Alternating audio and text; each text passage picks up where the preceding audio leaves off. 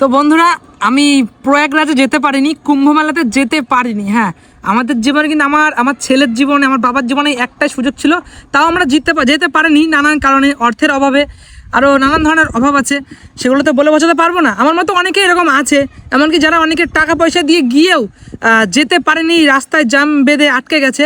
তো একটা কথাই বলবো আমি হিন্দিতে, জব মান হো চাঙ্গা তো হর জায়গা গঙ্গা। হ্যাঁ, তো আমি এই নদীকেই, চূর্ণী নদীকেই, গঙ্গা নদীর শাখাকেই আমি প্রয়াগরাজ মনে করে এখানে আমি স্নান করব।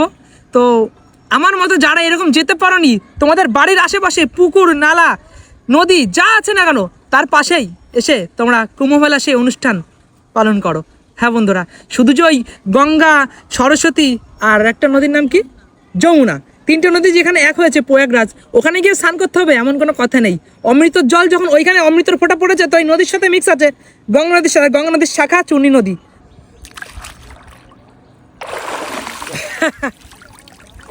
যারা কিনা এখনো দুঃখ করছো, যারা কুম্ভ মেলায় যেতে পারোনি, সেই নদীতে স্নান করতে পারোনি, প্রয়াগরাজের নদীতে, তো বলছি জব মান হো চাঙ্গা তো হর জায়গা গঙ্গা। হ্যাঁ বন্ধুরা, তো আমি এই নদীতে স্নান করে আমি গঙ্গা মনে করছি, সেই প্রয়াগরাজের জায়গা মনে করছি। তো তোমরাও বাড়ির পাশে যদি নদী থাকে, তো সেখানে স্নান করো, ফল একই পাবে তোমরা, অমৃতর সেই ফোঁটার জল অটোমেটিক পেয়ে যাবে।